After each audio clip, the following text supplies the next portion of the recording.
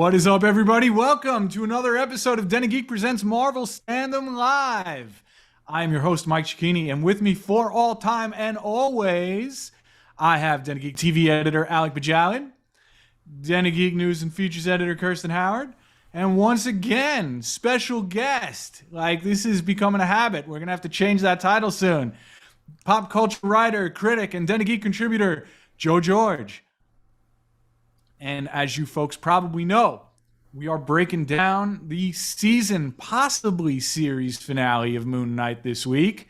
Kirsty, why don't you start us off? Tell us what happened. This is the longest one ever, so bear with me. In the finale of Marvel's Moon Knight, Arthur Harrow continues in his mission to raise Ammit and let the world face her judgment. Layla initially responds by freeing Khonshu and rejecting an offer to become his new avatar, before becoming the avatar of Taweret, to help a revived Moon Knight thwart Harrow and Ammit. Khonshu and Ammit then have a bit of a kaiju battle, while Mark, Steven and Layla fight Harrow. When the chips are down, it's Mark's hidden third identity, Jake Lockely, who violently comes to the rescue. Deciding to let Harrow live, despite the danger involved, Mark is freed from Khonshu's debt, and Mark and Steven return to London to live out their new symbiotic life together. Meanwhile, Khonshu reveals that Jake has been his main man all along, and they track Harrow down to a psychiatric hospital, where Jake murders Harrow and Ammit in cold blood, before driving off in a limo with a satisfied Khonshu in the back seat. That is a long synopsis for a short episode that got a lot done. What did everybody think about this finale? You know what? Joe, I'm going to pick on you first because you have been our most staunch Moon Knight defender throughout this series, and I think you're the one who's most likely to give the most fair opinion here. Oh boy, don't put all that on me. It's not as bad as I feared it could be, but it was not nearly as good as I hoped it would be. I think overall, I'm still up on the episode. There are definitely things that I liked, but there were a lot of little disappointments with some of the storytelling leaps or fudges, really, that they did. The whole way that they did Jake's personality, especially in the climax, was just an utter bummer. So largely I enjoyed it, but I am not as enthusiastic in the end as I was for the previous episodes. Kirsty, you're our Moon Knight expert. How did this how did this one sit with you? If you just say that in like future episodes of the show, like when we're doing like Hawkeye season 2, just it's like you're a Moon Knight expert. Look, folks, we've been on the air for like 3 minutes. Can you save your roasting of me until a little later in the show, maybe, Alec? Can you restrain yourself a little bit, please? Yeah, no way. Gosh, what can I say about this episode? It was pretty much what I expected, with some little flourishes that I enjoyed. I did like the Khonshu and Ammit kaiju battle. I thought that was pretty great. And I actually quite liked Ammit's look as a whole. That worked for me. Unlike Joe, I did quite like the Jake post-credits scene. That worked fine for me, especially when he kicked the wheelchair. I just thought that was the funniest thing. I laughed out loud spontaneously, which is probably the first time in watching this show that had happened. And considering there was a lot of, funny stuff going on, yeah, that was great. But overall, it was quite messy. And yeah, I thought it was fine. It was fine. It wrapped things up. It is. That's all I've got. That's all I've got. I think we all agree randomly that Oscar Isaac kicking the wheelchair is like our favorite moment in Marvel history. Yes. They're going to add it to the Marvel credits at the start, where Yes. it's not going to be Iron Man snapping anymore. I'm laughing because I'm hearing the music in my head.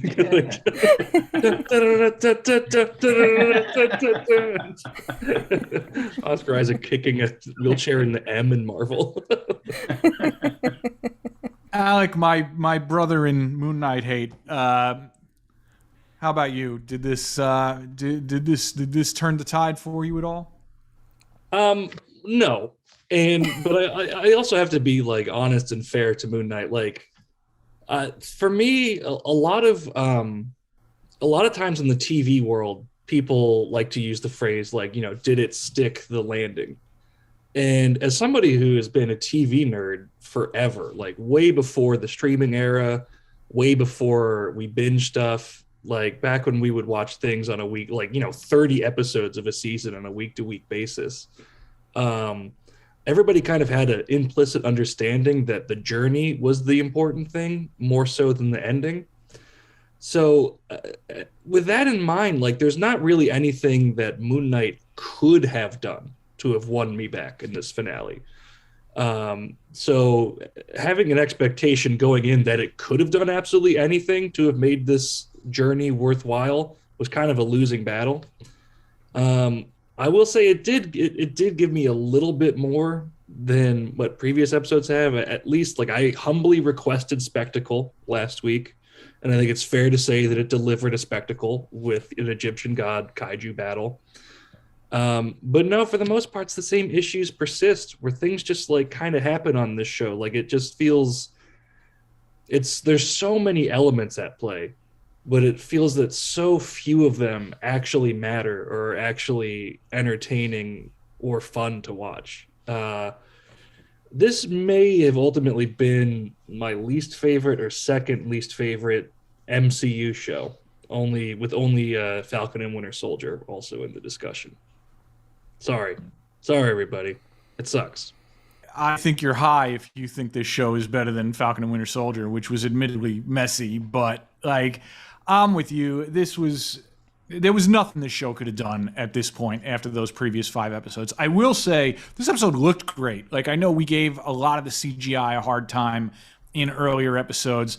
Like the kaiju battle looked great. You know what I mean? There were a couple of memorable visuals. Like I thought, like, at least I knew where the budget went in this episode. Layla's transformation was awesome and a really just great hell yeah moment for the series overall. That's something that has nothing to do with the comics, and like it was just something that, looked great and was really well executed. So there were moments, but it wasn't enough to save this show. And I still find myself asking the same question that we were asking last week, which is, what is this show about?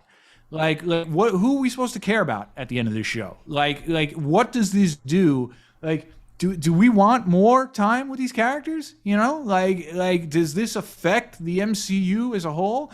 Like, it kind of fails as a standalone show and it fails as an MCU entry. Like, I don't know. Like, I'm too tired to even get mad at it anymore. But it's a shame. It really is. There was so much potential here. Even taking into account that this was a very, very different Moon Knight story than I think any of us expected. Like, I think the same story could have been told in better, more cohesive ways than what we got. And I'm not mad at you, Moon Knight. I'm just disappointed. I don't know. I don't know where to go from there. I do want to focus on the positive, so I just want to kick it back to Layla again, because as far as I'm concerned, Layla was the best thing about this show. I'll talk with you about Layla. I'll join you on. I almost feel bad. Well, no, I don't feel bad because I have no shame or any sort of conscience whatsoever. But I almost feel bad for saying that she was one of my least favorite parts of the show in the first couple episodes, because by series end, I think she's the most interesting thing on screen. And that might speak more to how confused the show was in dealing with Moon Knight and how the lack of coherence and how they presented him than it does to like Layla being great. However, I did, by this episode, I found myself much happier when she was on screen than just about anybody else. Also, maybe my favorite moment of the series is after she gets tower retified. And I don't know what we're calling her in her like super heroic version, But just kind of like a random Cairo citizen asks, like, "Are you Are you the Egyptian superhero?" And she just responds immediately, like, "I am."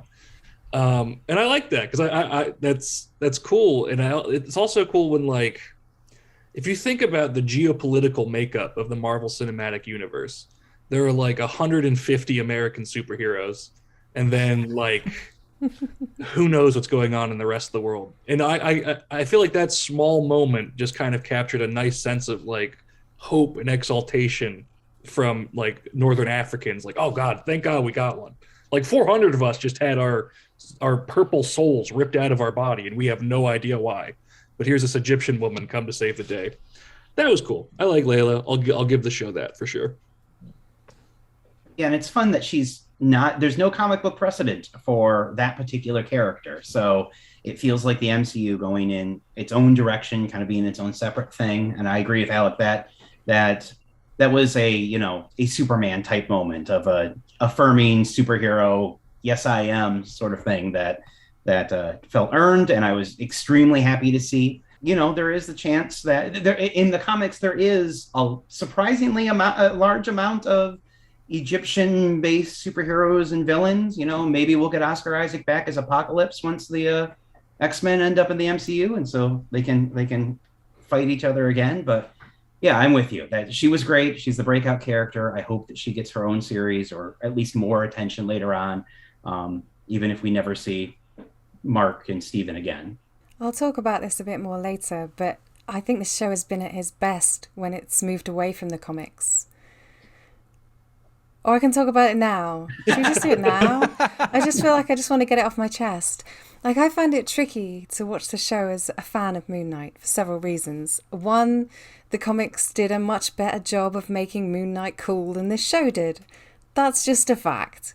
And in this case, it feels like cool is better than silly. A lot of the story in the show as well was both visualized and told better in the comics. And I've had some comments like, well, you should be able to enjoy an adaptation of a book without comparing it to the book. But when the original medium is already visual, because comics, I think that's a bit harder.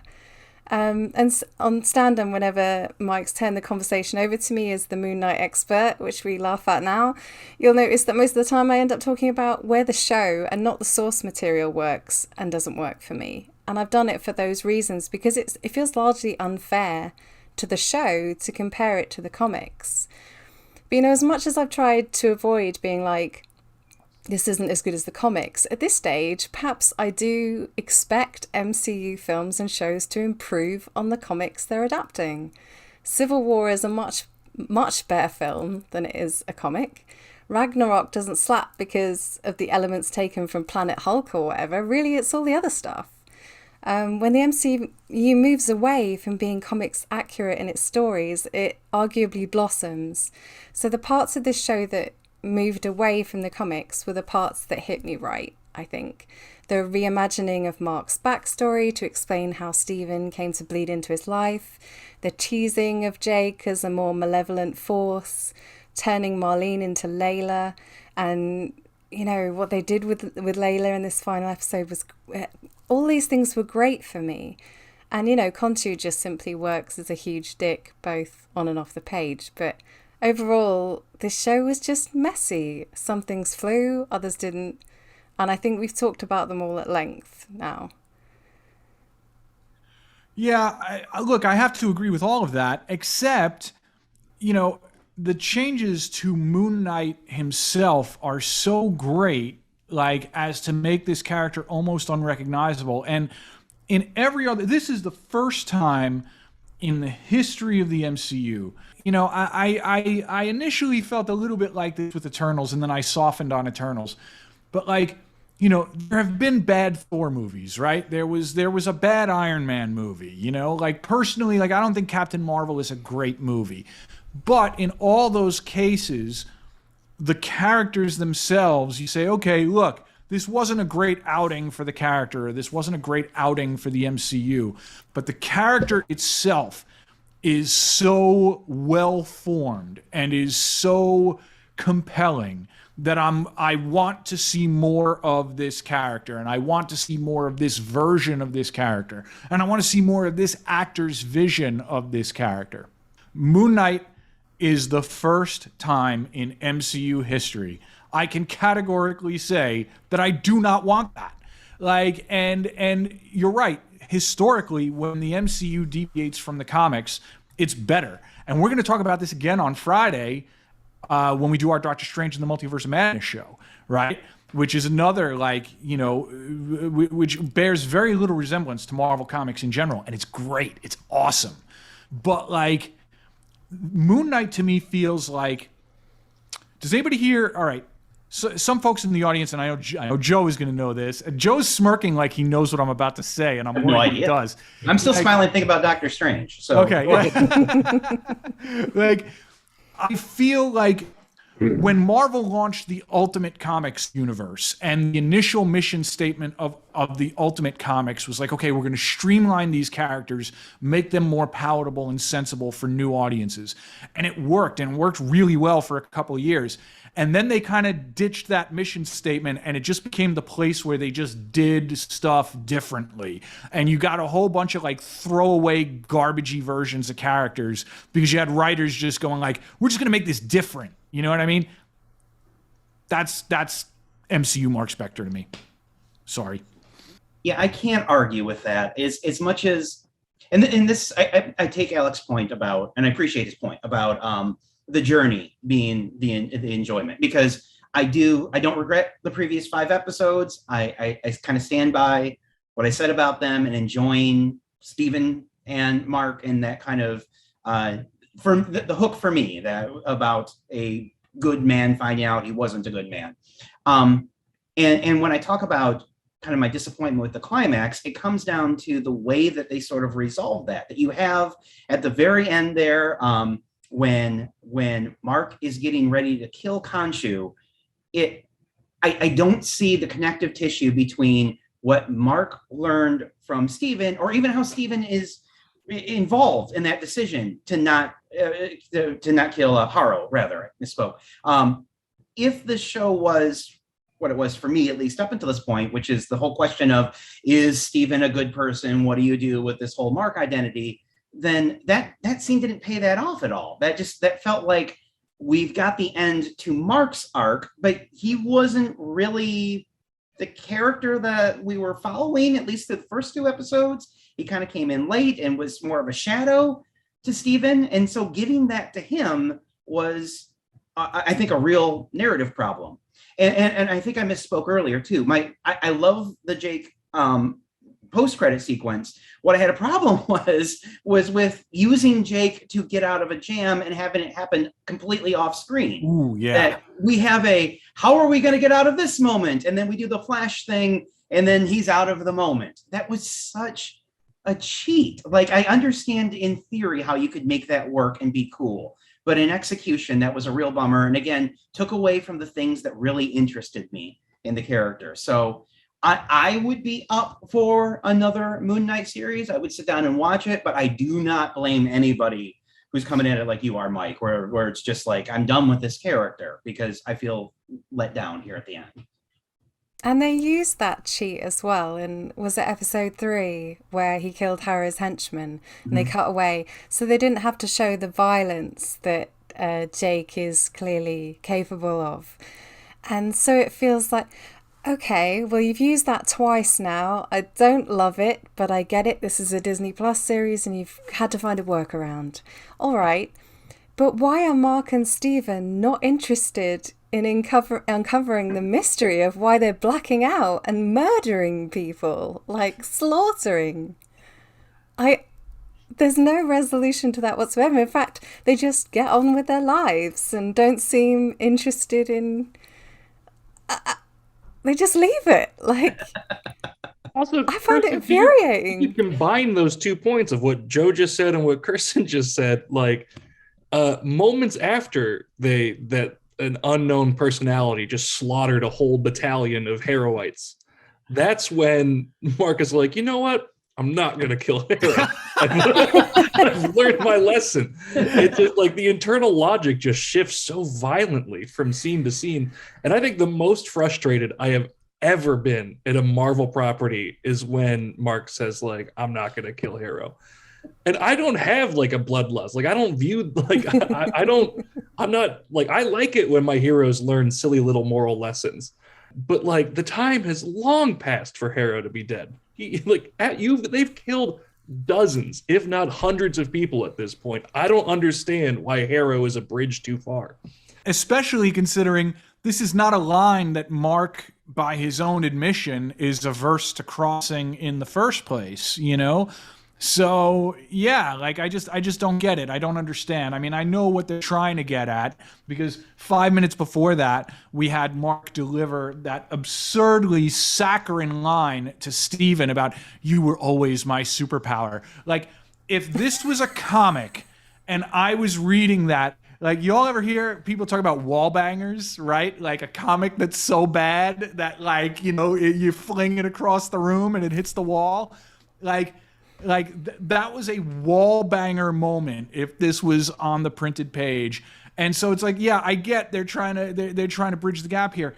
And then it is frustrating because the promise of that post-credit scene of Khonshu revealing, like, well, actually, this is why I chose this guy. It's like, great, build the series around that. Like, that's what, like, that was genuinely cool. And that was like, finally, there was something for me to sink my hooks into, because I still didn't fully understand in the previous 5.5 hours why Khonshu was particularly interested in any of these people, you know? I don't know. And I don't think I need my handheld. I think I know sometimes like my ADHD gets the better of me, and I kind of like can be a little flighty, but pretty sure I understood like, you know, the main beats of this show, and I didn't get it. Joe, did you feel that the post-credits scene answered your question from last week when you were wondering why Jake would be created if Mark was already a bad person? Did the fact that he was that Khonshu was using him as a sort of... Yeah, no, they didn't do anything with Jake besides tease it out. I mean, and that's the bummer there. If they're going to set up, and I totally bought that Mark creates Steven to preserve innocence, then why does Jake exist? And unless I don't know. I'm doing what Mike was just saying we shouldn't do.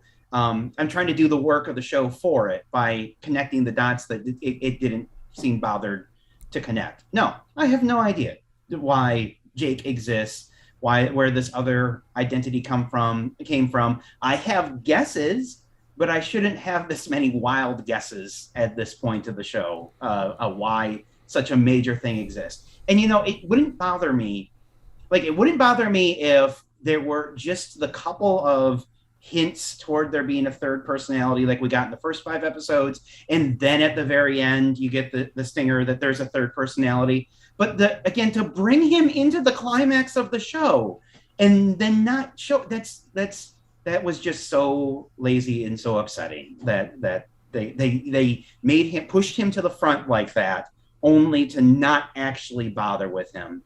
No answer for that. That is the most aggravated I have ever seen Joe get, period, let alone about this show. I feel guilty. I feel like I've corrupted you. No. I feel like I've been the voice of Khonshu in your ear, and I feel really bad now, and I'm going to have to go home and rethink my life after we finish recording today. I'm your avatar, Mike. Don't worry. We'll take care of those guys on the Twitter for you. Yeah, let me jump in and scream real quick before you scream. Having Jake be like the post-credit sequence, it just feels like such an abuse of the post-credit system. Like that really, it feels like it's a big enough factor to understand everything that's going on in the series.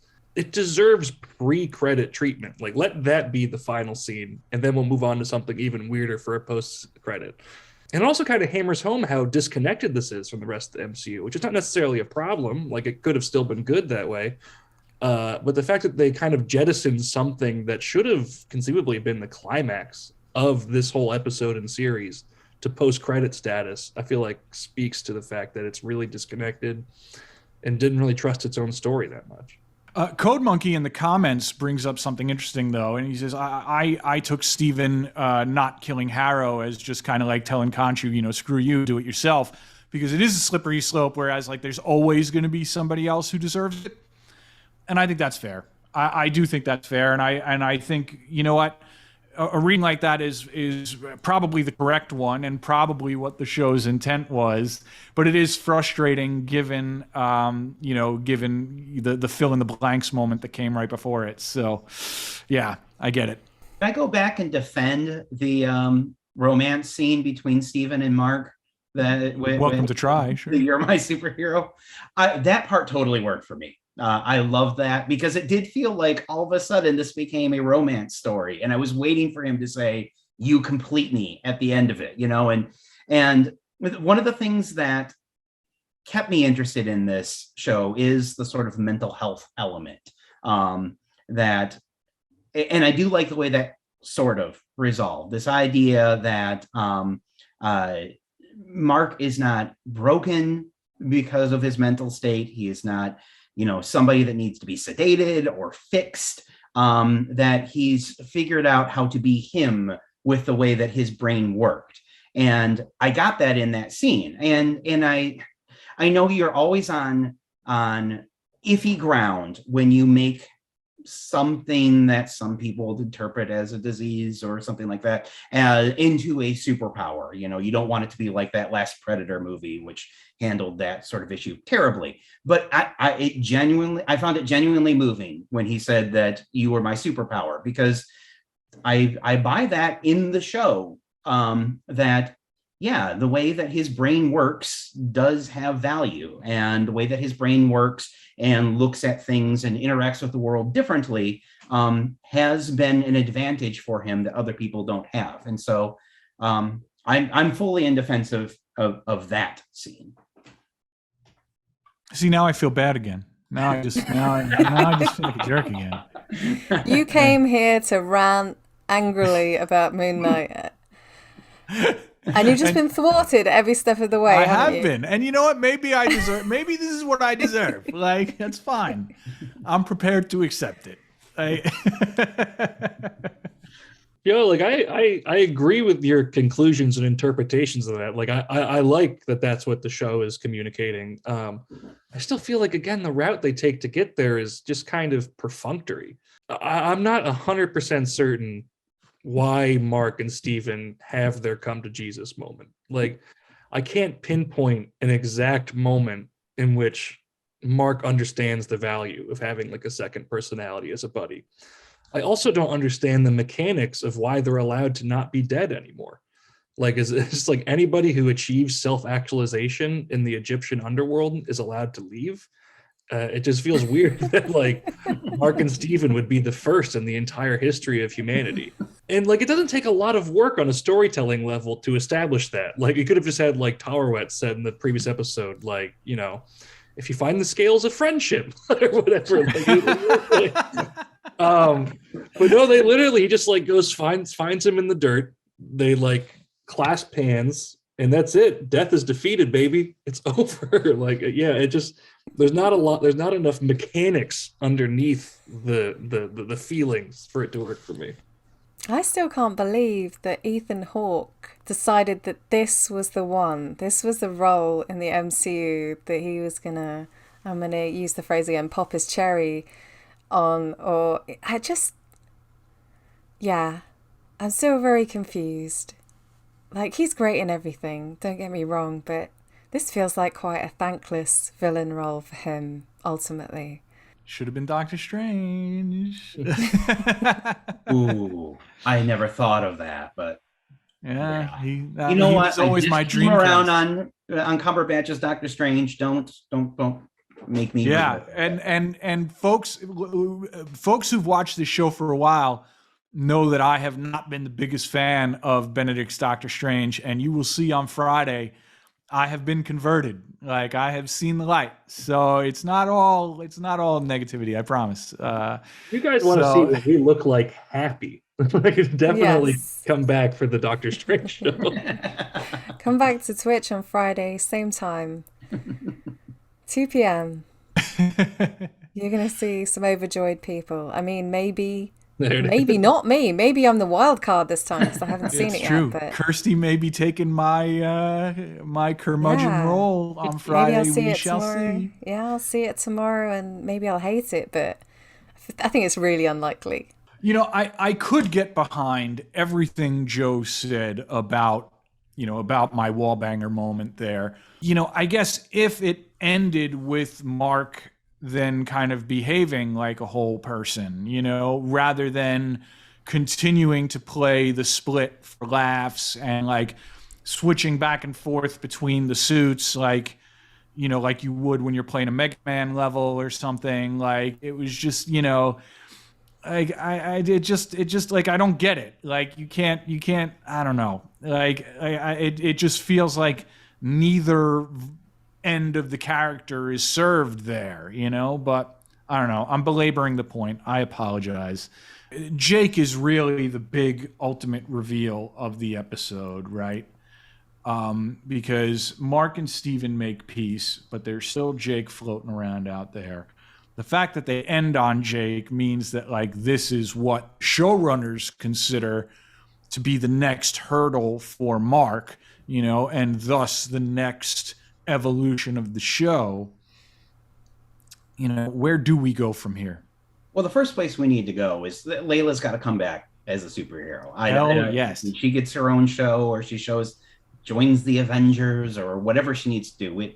That, at the very least, I think has to happen. And it does seem like the show's setting up for that. They know what they've got there with that actor and that character, and it feels like they're definitely setting up for that. So that's first of all. But I mean, again, I'm still on board with Mark and Steven, so I would not mind a series that is Mark and Steven actually deciding to figure out what's going on with the fact that they black out and dead bodies are surrounding them. And we haven't really, I mean, going into the show, I had hopes that this would be like a Daredevil Netflix sort of level of action and violence. We got Hawkeye, but we still don't really have that much street level MCU stuff, and that's such a huge part of the comics. So this could potentially be a street level character. I would be okay with that. I would like to see that if they were to go forward. That's the thing I would most like to see is a Jake and Steven or Mark and Steven team up to deal with Jake sort of story. While Jake takes down, basically becomes the Punisher and is going around shooting various mobsters. That would be cool.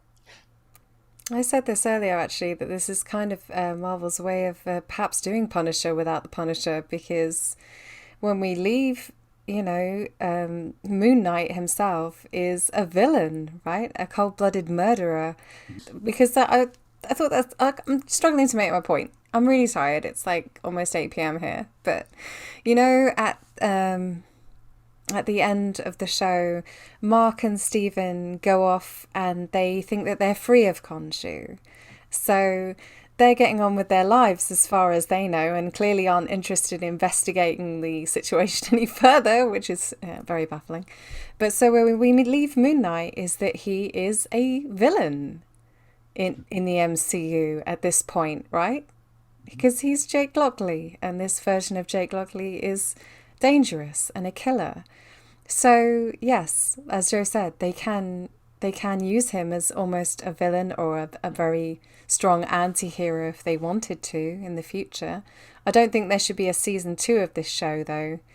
Like, I know before this started I was like, yeah, there's loads to explore with Moon Knight, this could have loads of seasons. And now I'm like, no, yeah, I think we've done that now. Like, I'd like to see him perhaps interact with some teams, some darker teams in phase 4 as they go on. Like, I'd like to see Moon Knight, maybe Blade, Elsa Bloodstone, all those characters, Black Knight, maybe together. But I would not like to see a second season of this show transpire, I don't think. I don't know. Unless it was more like some of the comics where it was Moon Knight street level sort of detective weird stuff. But I just don't think Marvel are going to do that. If they were going to do it, they would have done it, right? Because that's very cool. Yeah, that's kind of where I'm at. I think the only way I want to see a season 2 of this show is if it's like a soft reboot and it's solely from the Jake Lockely perspective. And now it's like, how do you then redeem and integrate Jake Lockely? But I'm not interested in more shtick of, a character switching voices in the middle of a fight and everything else. Like I'm just not here for it. Like I just don't. I think they could do something with this, but it would basically require, almost the soft reboot approach where yes, this all happened. Yes, we're not contradicting anything that came before, but it is such a completely different approach, and we're not going to reference that stuff and just kind of hope for the best. I'm pretty down on this. Like, I thought, I'm not kidding. Like Iron Fist season 2 was almost a soft reboot. Like Iron Fist season 2 was just like, we're just gonna like gloss over everything from that tedious, awful first season. And it wasn't a great season of TV, but it was better. And you know what? It was better than Moon Knight season 1. And they would have to completely rethink this concept in order for me to want to spend more time in this world. But wouldn't you like to see a Jake Lockely Moon Knight on the Thunderbolts, for example? 100%, yes. Okay. That's how they get us. I spent like 6 weeks saying, like, I would rather be stabbed in the chest 1,000,000 times and watch one more second of the show. And then all it takes is just like one comic book concept. Cool enough. Like, yeah, okay. Look, I am what I am. I can't change who I am, Alec. I don't disagree with you. Like, I think that sounds cool too. It's just fun. I mean, like, maybe that's what the appeal of Marvel. I mean, it's lasted this long for a reason in print and in film and now on television, because it can adapt. Like, new people come in, new ideas emerge. I don't think a soft reboot sounds that out of the realm of possibility for season 2. We might get what we thought we were getting in season 1, which is the more street level thing, like Joe said. As it sits right now, I obviously currently have no desire to watch a second season of this show. However, it is not out of the realm of the possibility that they can make it work. And we'll have to watch it, anyway, because it's our jobs, so might as well. Yeah, bring on the Layla show. Definitely, as the MCU starts building the Thunderbolts, which I'm absolutely convinced they're doing, like, put Jake Lockely, put the Jake Lockely Moon Knight in there. There's ways around this, but ultimately, I just don't get it. I just don't know what this show was about. I don't know what, I don't know what was supposed to be happening here, and it's a bummer. It's a real bummer. For me, this is 3 of the last 4 major MCU projects haven't done it for me, and that's like that's the first time that's ever happened. There's never been a sustained stretch in the MCU where I've gone, uh-oh. You know what I mean? Like, there's been, the occasional movie that's just kind of like a clunker or whatever. But this is the first time where there have been multiple projects for me where I'm like, ooh, that was tough. Like, I can't do that again. So fortunately, there is hope on the horizon. Thor: Love and Thunder looks amazing. And 3 out of 4 of us on this on this broadcast right now have already seen and are wholeheartedly endorsing Doctor Strange and the Multiverse of Madness. And I think perhaps this is kind of what the MCU was truly building its empire for, so that it could have the occasional thing that is not universally beloved. Because I understand that Alec and I, being particularly critical of this show, we are not in the majority. Like, fans love this show, and great, love what you love, and I think this might be a sign of the overall health and longevity of the MCU and why the superhero media bubble isn't really in danger, because there is a variety of tones and approaches, so that, I didn't like this. It's not going to sour me on the MCU. Like, I'm still coming back for more, you know, because I know there's other adventures that are going to be more my speed. So, you know, there are positives to be had here. Plus, remember when Jake kicked that wheelchair? That was amazing. Yeah. And I did have to love that they snuck Bill Sienkiewicz's name into the episode too. You know, it's one of the.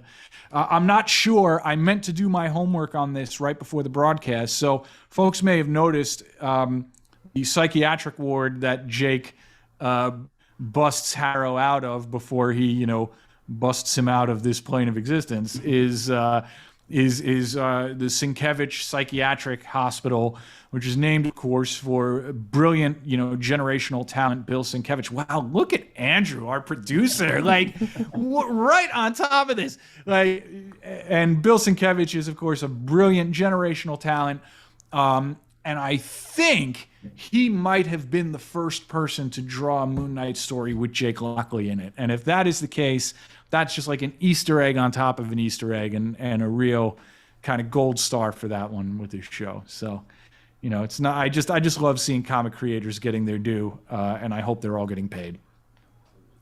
It's not like in Spider-Man No Way Home when you saw, was it Kirby's name on the wall? And No, you were it was the Ditko graffiti. Ditko, yeah, and you were like, he would not like that. No, he would not. Like Steve Ditko was like a conservative dude, and the idea that like they were using him for like graffiti tags, yeah, like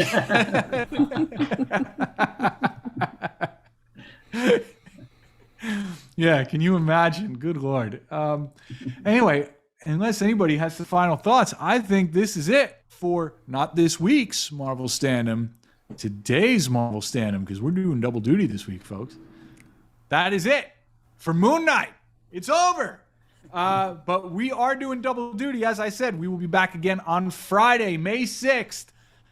We're doing a wild, spoiler-filled, psychedelic breakdown of Doctor Strange in the Multiverse of Madness. It's going to be fun. Make sure you see the movie before you watch the episode, though, because there are big spoilers to be had. Anyway, make sure you're subscribing to us wherever you're listening right now. Don't forget to check out our web home at denofgeek.com, where you can find all our Marvel and Moon Knight and Doctor Strange coverage. Drop us a line. Let us know your burning questions. Insult me, as people have been doing all day on Twitter today. Let us know what you want us to cover in upcoming episodes. Obviously, we're doing Doctor Strange this week. We're going to be doing a whole series on Ms. Marvel, which we're hyped for. But if there's specific bits of weird Marvel media you want us to dive into, let us know. We'll see if we can build an episode around it. We are at Marvel Standom on Twitter and Instagram. So follow those. Send us your suggestions. We'll see if we can find some other surprises there. Don't forget, we also have a DC show. Make sure you're checking out DC Standom where you can on all major podcast platforms. And if you came in late, you'll be able to watch this entire episode on denofgeek.com or at our YouTube home, Den of Geek US. Don't forget, you can also check out past episodes there. And also, stay with me, folks, wherever you get your podcasts. Joe, thank you once again for joining us. Folks, make sure you are reading Joe's stuff on denofgeek.com. He is one of our most insightful writers. We love having him. We're lucky to have him. Thank you to our brilliant and patient producer, Andrew Howley, for making us look good. I mean it.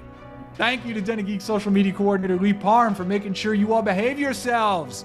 And special shout out to Michael R. for making the podcast version of this show all it can be. Most of all, thank each and every one of you for watching and listening and sending us your comments. It really means a lot. This has been Marvel Standom on the Den of Geek Network. Until next time, remember, folks, we stand together.